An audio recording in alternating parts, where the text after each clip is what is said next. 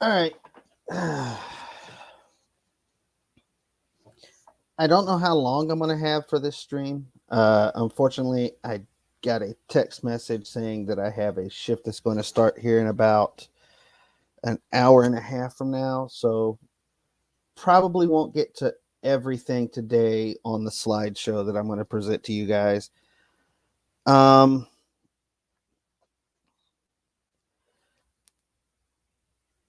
Anthony, probably going to keep it about the same as we do on your stream as far as trolls, free speech. But once it starts crossing the terms of service and violating the policies of YouTube, timeout.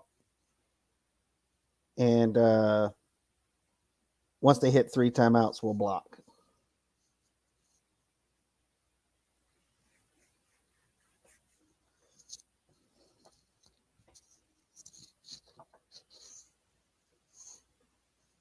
Okie dokie. Now, let me get this set up so we can start the presentation.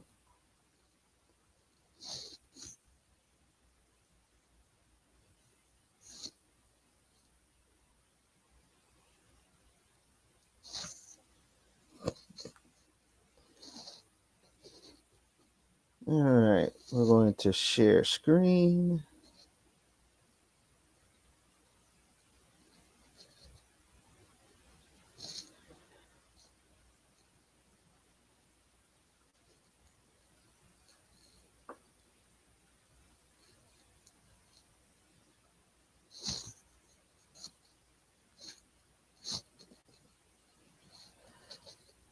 Okay.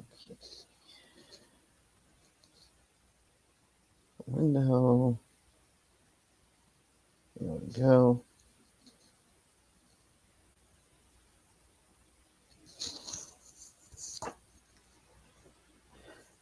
All right, so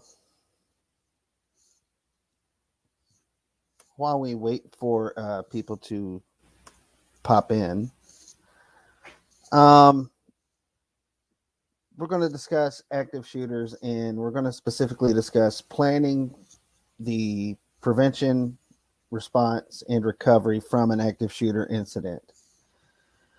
Going to do a quick poll. Everybody in the chat,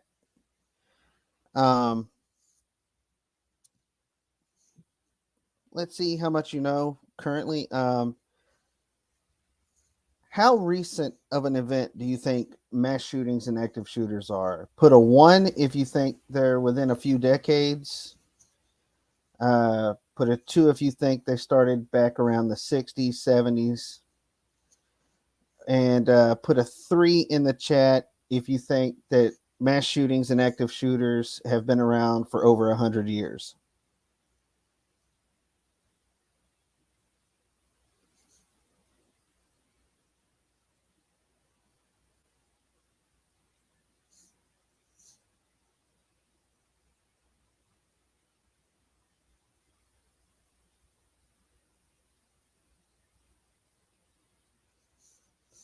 Anthony, I saw that you can't change your answer.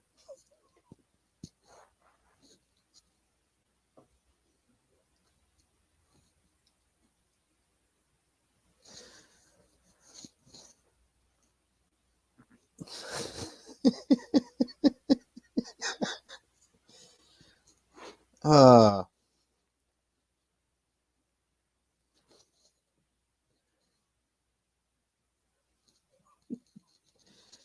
all right, so yeah, the answer is they've been around for over 100 years. Mass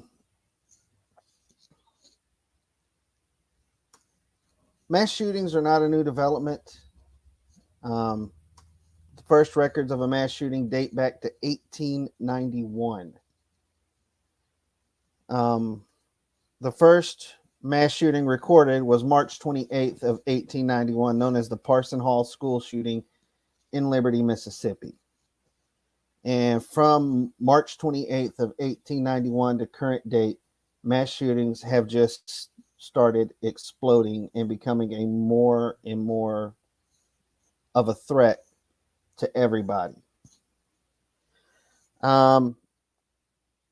I want you guys to keep in mind what we're going to discuss is mainly going to cover businesses as far as planning for an active shooter, but we can take everything from the slideshow and use it for active shooters at any other type of location, including schools. Last year in 2021, we had a total of 61 mass shootings. And the year prior, we had 43 mass shootings. And a review of the statistics show that mass shootings are just increasing each year.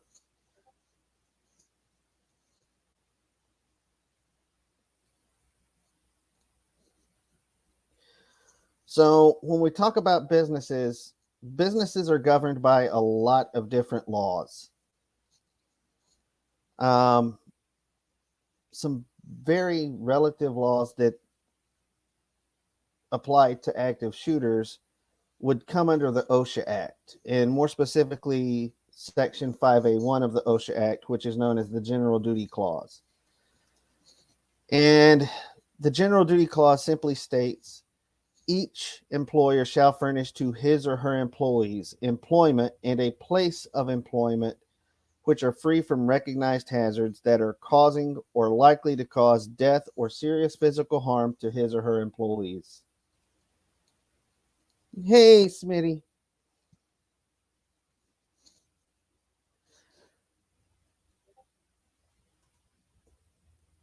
So basically, what the General Duty Clause says is that your employer is responsible for your safety and you being free from recognized hazards that you have at your job. It's the reason why police officers are now mandatory to have to wear a bulletproof vest. It's why they carry the tools that they do. It's why firefighters, their suits that they wear in when they're going into a house are flame retardant. It's why when you see a cleaning crew member with a janitorial crew, that they're wearing nitrile gloves, and if they're working with harsh chemicals, they may have to wear a respirator mask.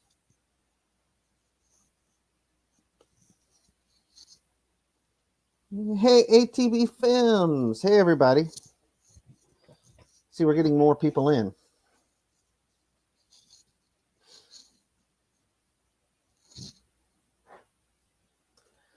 So, in a recent court ruling, which occurred on July 2nd, 2013, in Hennepin County, Minneapolis, Minnesota, the court found fault with the employer for negligence and failing to train their employees. The judge allowed 2 negligence counts to proceed against the company Accent Signage, and the civil case was brought before the courts by the victims' family members in response to an active shooter incident at a place of business. The charges basically follow the OSHA guidelines set forth under the General Duty Clause that the employer needed to make training available and reasonable safeguards to be put in place. The family members won the settlement for an undisclosed amount. So the relevance of the General Duty Clause is the employer needs to make training available and have reasonable safeguards put in place. Hey, TMPIR.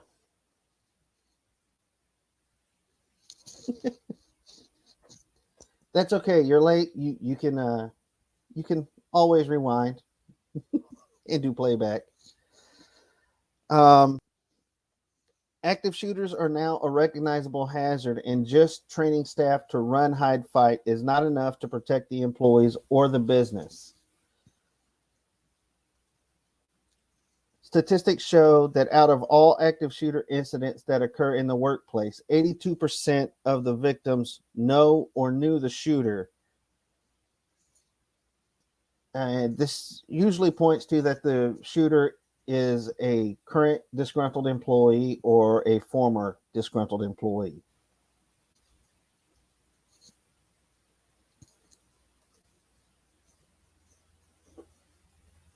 So we need to start training staff on the proper signs and indicators to look for to potentially prevent an active shooter incident from happening. We also need to create an open door policy where employees can feel comfortable to bring their concerns before their employers.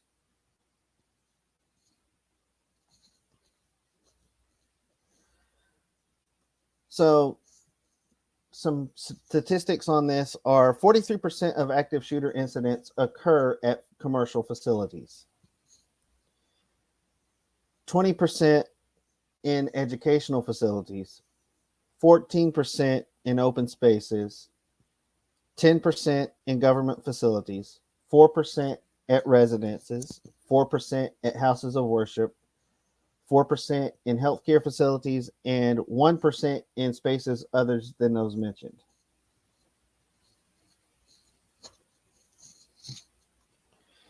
Recent statistics show that the number of active shooters attacks are increasing each year. And for the past 10 years, there has been a reported increase of 43% in homicides in the workplace. Currently, on average, 46% of all workplace homicides occur due to shooting deaths. This year alone, and I need to update this, I haven't updated it since the recent mass shootings. This is currently updated to July 4th when we had the Highland Park shooting up in Chicago. So 14 mass shootings total already for this year.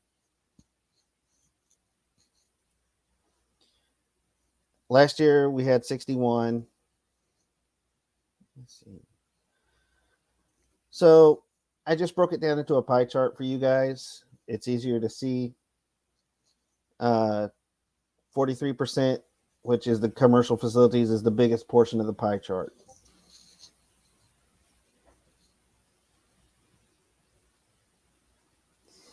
Yeah, it does seem to be putting us on track for less, but they're still filtering out the data on this year. Most of what I've been doing for this year's totals is paying attention to the news for it. So not a lot of them will actually make the news on the national level. Most active shooters start off on the local level, and then the mass media for nationwide, they pick the ones they want to run with, whatever fits the narrative of that news agency that's running the story on the nationwide news. So we don't see the actual number that well from that. So once the study is done for this year, we'll have that actual number. Go ahead and pull this next slide up.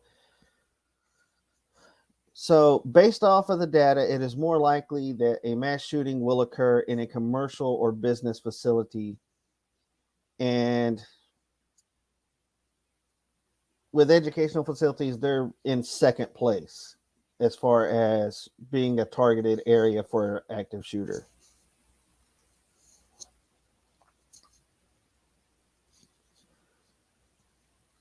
When we start talking about active shooter prevention, one of the things that we cover is the pathway to violence for an active shooter.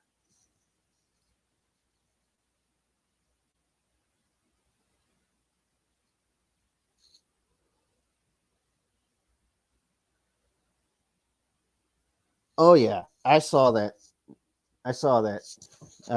The guy up there in Indiana that took out the active shooter because he was concealed carrying. Yeah, that'll probably get no national news attention. It'll probably only get attention in the local media.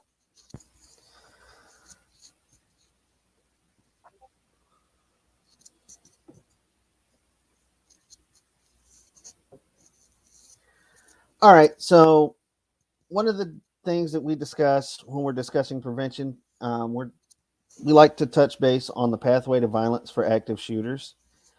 And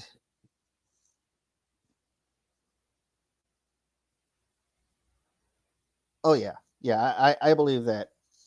I believe that, Rennie. Um, the pathway to violence for active shooters starts with a grievance or grievances. Now, the grievance can be a real grievance. However, it can also be a perceived grievance that really doesn't exist. And when we're at the grievance phase, the things you want to keep your eye out on is hostile or dark speech, drawings, writings, or other expressions. Um, it's not going to be the same type of writings as what we're going to see in the next phase, which is violent ideation. Violent ideation, when we're talking about declarative writings, we're talking more along the lines of manifestos. And those are different than the hostile or dark writings. Um, Violent ideation is where their thoughts are replaced by actions in the declarative writings. And they'll start dropping hints subtly through all of this. We'll start seeing some behavioral indicators and maybe some slight behavioral changes in people on the pathway to violence from active shooters. And you'll start seeing those slowly come to light through this pathway that they take. They move from violent ideation to research and planning. And this is where they're actually going to start developing their plan of attack. And usually, when it comes to grievances, it's a bunch of grievances piled up on top of this person. And they're starting to think that the only way their grievance is going to get heard or aired is through an act of violence. We move from there to pre attack preparation. And this is where they start to designate time to gather materials, and they may start to forewarn their friends. It's not going to be like, yo, dog, something's going to happen tomorrow, don't be there. It's going to be like, hey, man, look, we go back, you know, if you hear something about me, in a few days, few weeks from now, I'm okay. It'll be something that'll get your attention and get you to thinking, but it's it's not going to be, yo, dude, I'm going to work and I'm going to just shoot the hell out of everybody.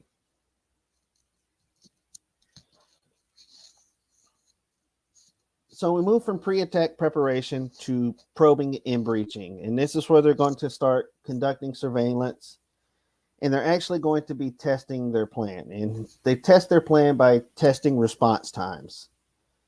It may be a medical emergency, or it may be they call police to a false call at the site to see how long it takes them to get to the site. Um, the first three phases of the pathway to violence, those take time to build up. So those will probably take months to a year or more. Once we get to these last three, these start going by really, really fast. And you might be only a few weeks, maybe a month away from the attack when they hit pre-attack preparation. Probing and breaching is the final phase where we have a chance to actually intervene. The last phase is implementation, and the note pretty much says it all. At this point, intervention to prevent the loss of life is futile. The shooter has started the attack, and the only option is to respond and neutralize the threat.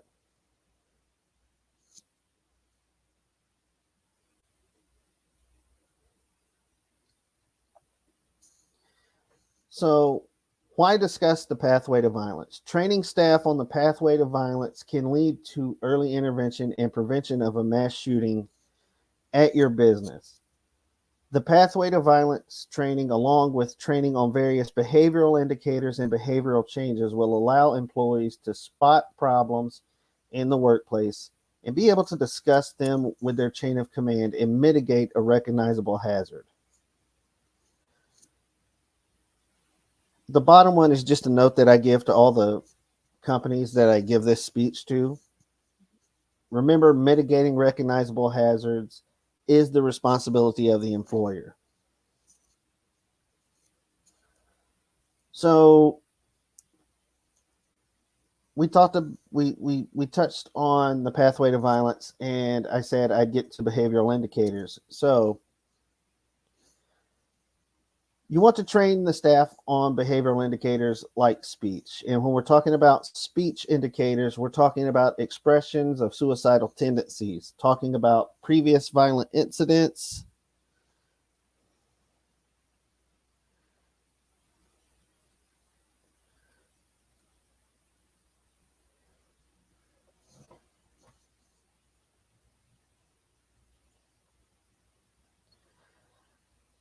Yeah, a lot of employers and employees feel like, well, it's never going to happen.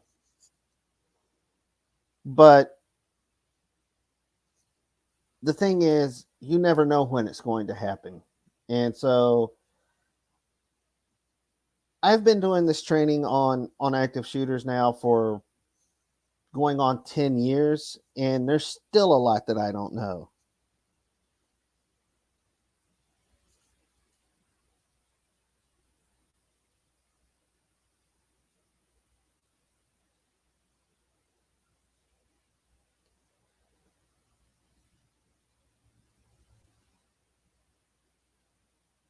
Yeah. Sometimes training can be a bit of an overload and a huge problem, because there's a lot of training that you have to take at work for your job. But this training is something that I would recommend regardless.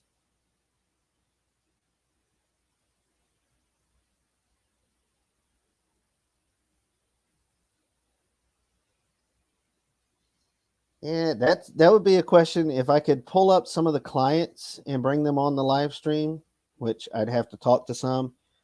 Uh, TN, we would have to talk with them, because some of the client sites that I work for, they have like continual training that they have to take for their employees.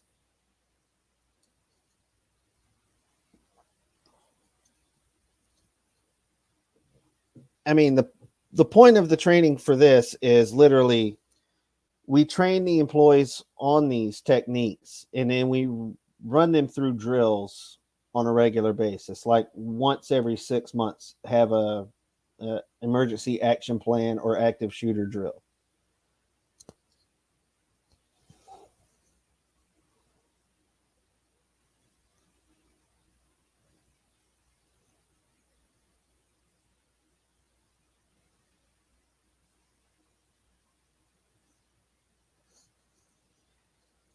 Right. So, like I was saying, with speech, expression of suicidal tendencies, talking about previous violent incidents, unsolicited focus on dangerous weapons, paranoid thinking, and overreaction to workplace changes.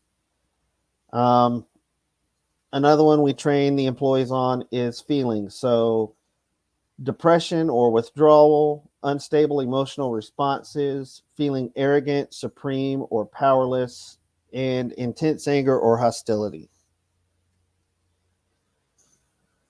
We also focus on training the staff on how to spot behavioral changes, such as increased alcohol or drug use, multiple company policy violations, increased absenteeism, and exploiting or blaming others.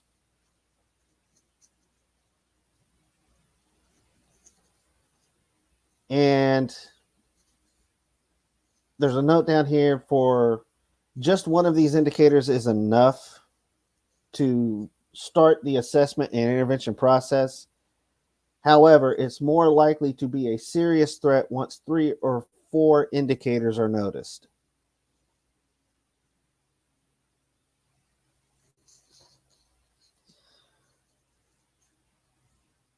And there's a lot of training that goes into this, Rennie and TNPIR, including having to set up and train a threat management team and threat assessment team. So this is quite an intensive training that we asked the employers to do, but most of them are willing to do it to prevent getting sued.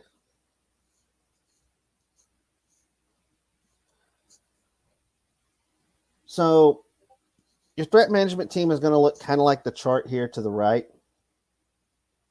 And we're going to go through what each one of these different colored bubbles means. So the threat management team, we want them to leverage organic and existing functions. So those are the ones in dark blue. That's going to be your chief security officer, your CIO, CISO, your operations and administration staff, general counsel, meaning attorneys, lawyers' offices, and human resources. We want them to involve external resources on a case-by-case basis. Those are the ones in the light blue, the investigators and law enforcement officers, external risk screening professionals, counselors, medical or mental health. We want them to gather information from trusted sources. So there's a group of trusted sources that are people that bring the complaints and stuff to us, but we want to talk to supervisors and coworkers as well. Another trusted source could be the person that works on your staff that pretty much knows everything that goes on up there on property. And we also want to look for some entities of sufficient size, complexity, or risk to consider a dedicated insider threat analyst. So if you have like a large company, you can afford to hire somebody on to be the insider threat analyst. Good morning, Abby. So the threat management team is also going to need training, and consider requiring the team members to complete continuous specialized training on the following topics: mental health guidelines, laws and regulations regarding collection, integration, retention, and safeguarding of data, civil liberties, protections, and privacy laws, and how to conduct interviews, refer to investigations, and request referrals or prosecution.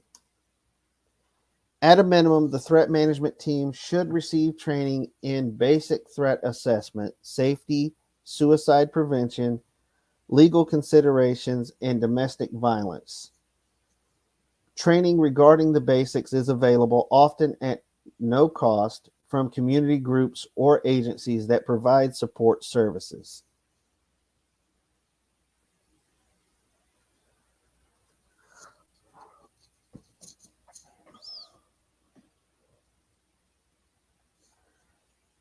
When conducting assessments, organizations should consider each threat as plausible and investigate all persons who make threats. Organizations should promptly investigate whether there is a true expression of an intent to carry out an insider threat, a leakage of violent thoughts, or merely an inappropriate statement. Threat management teams need to ensure they do not become overly reliant on their threat assessment tools or checklists. A tool cannot do all the work of assessing the reports it generates. Consider the following when conducting assessments.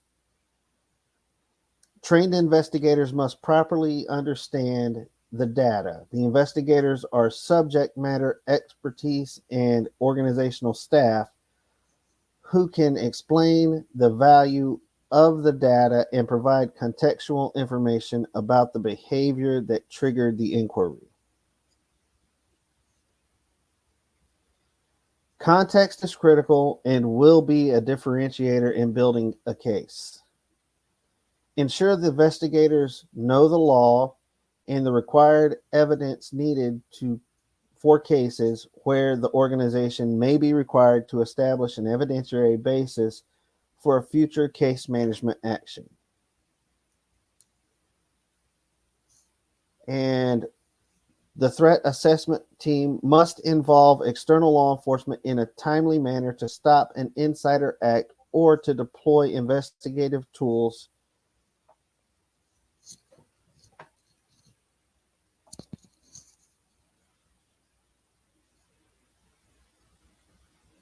to build the case.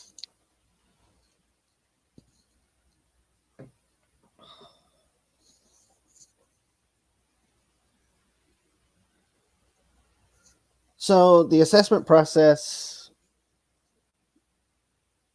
if you're looking at the chart on the right, it looks like it can get a little weird.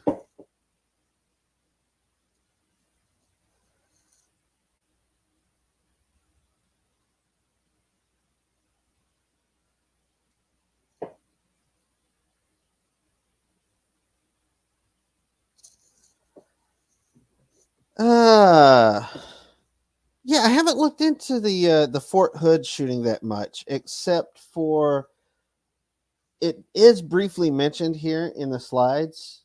If I'm not mistaken, no.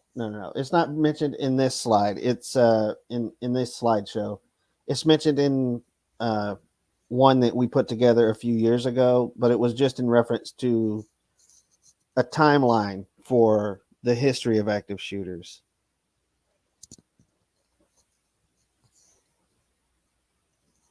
I'll definitely look into that though. Hey, Miss Mandy.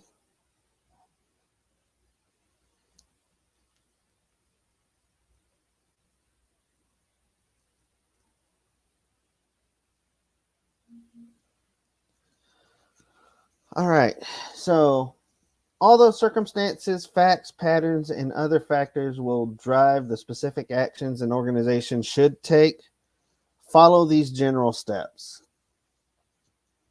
When potential insider threat information is reported, activate the team and conduct an initial screening to determine the validity of concern. Is the concern unwarranted? Is it a non-emergent? Is a non-emergent assessment needed, or is an emergency intervention needed? Let's see. If the reported behavior or incident does not raise a concern, management should engage in non-risk related follow-up of the individual.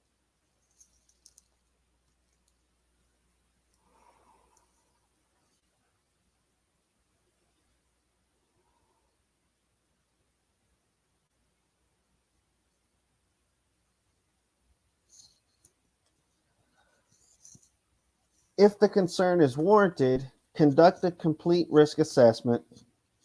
Consider and recommend appropriate intervention actions. For emergency cases involving an immediate threat to physical safety, activate your organization's emergency response plan and contact security and or law enforcement.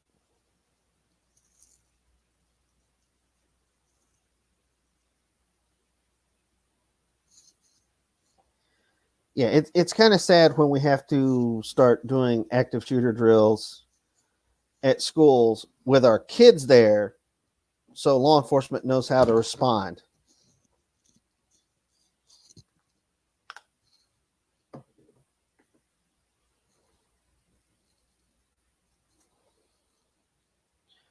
So, intervention and prevention considerations.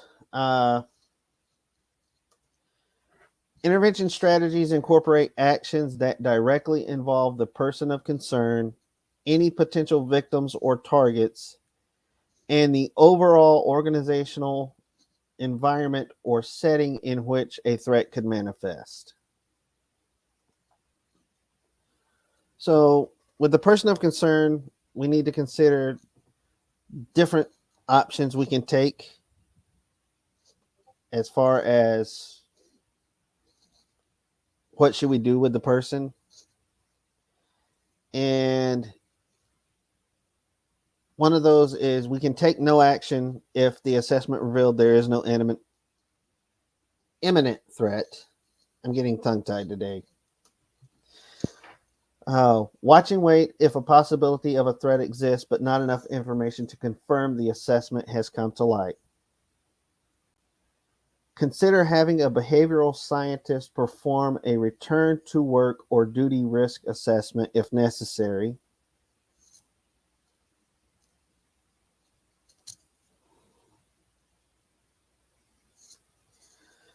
And consider administrative actions such as restrictions, suspension, discipline, expulsion, or termination as appropriate. Explore legal actions such as restraining orders or trespass warnings.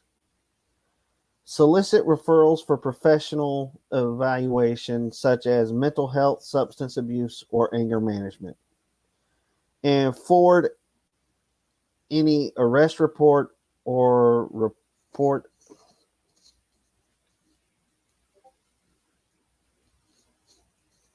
of course, I got something down here in my way. Report of criminal activity to law enforcement. And there's a reason why as appropriate is in red on the slide. Termination is usually the last resort we want employers to think about, because sometimes if you terminate someone just because you see an issue with that person that hasn't developed yet, that might be the proverbial straw that breaks the camel's back and starts an active shooter down the pathway to violence and to target your location.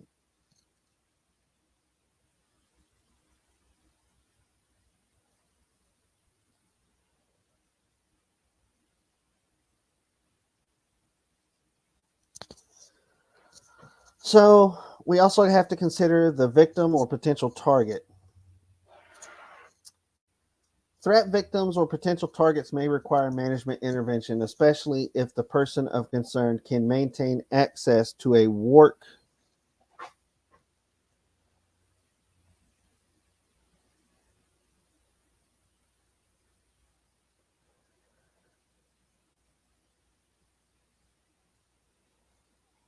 Yeah, exactly. That's the whole reasoning why as appropriate was highlighted in red, TNPIR. Um, so threat victims or potential targets may require management intervention, especially if the person of concern can maintain access to a work or organization site. Consider the following options for actions to protect potential victims. Increase vigilance. Be alert to virtual stalking or research on public and private networks. Change work or participation hours. Relocate workspace. Manage social media privacy. Vary routes, routines, and activities. Employ parking lot escorts. And cease communication with the person of concern if necessary. Conduct personal safety planning.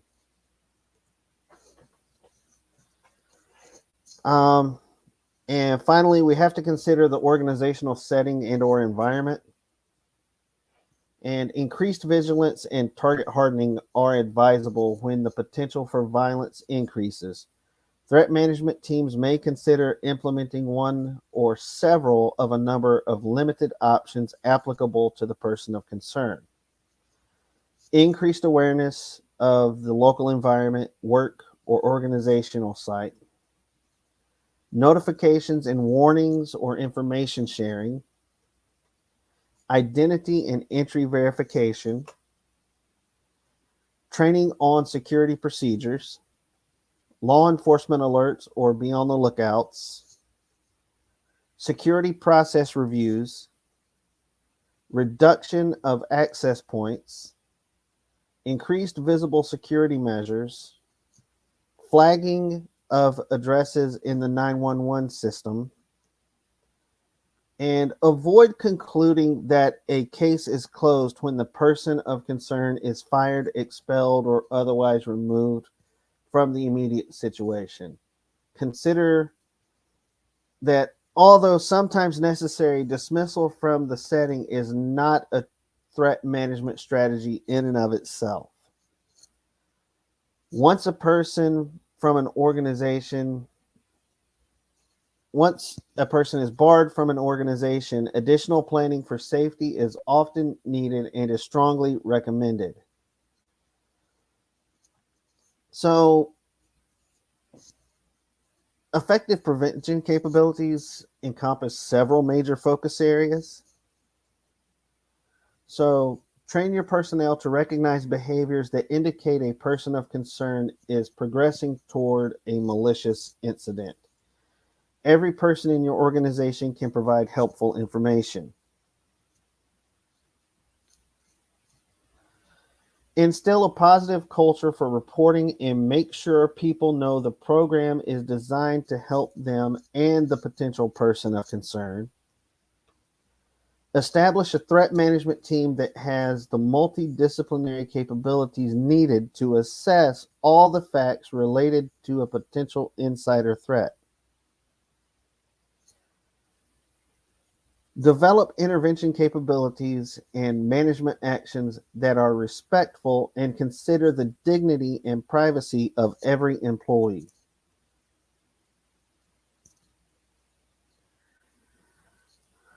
Um,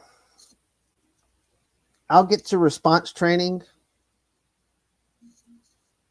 and the rest of this on the next live stream because I do have to start getting ready to head in because I got to be in about 50 minutes from now. So yeah, I know, Rennie. Damn the work thing. Um, TMPIR, Rennie, AU, Anthony, everybody in the chat. Thanks for dropping by for the stream.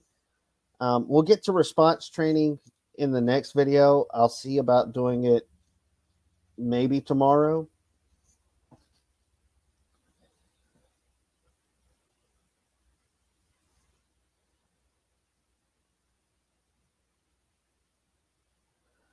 Oh, sure, definitely. And everybody, definitely go drop by TMPIR 4002's channel. He's got a premiere coming up tonight. It's going to be a good one. Hopefully, I'll be able to make that myself. We'll see. It depends on work. And guys, I'll see you guys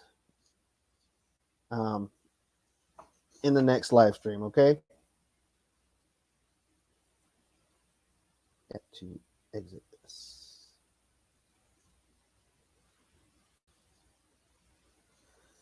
All right, guys.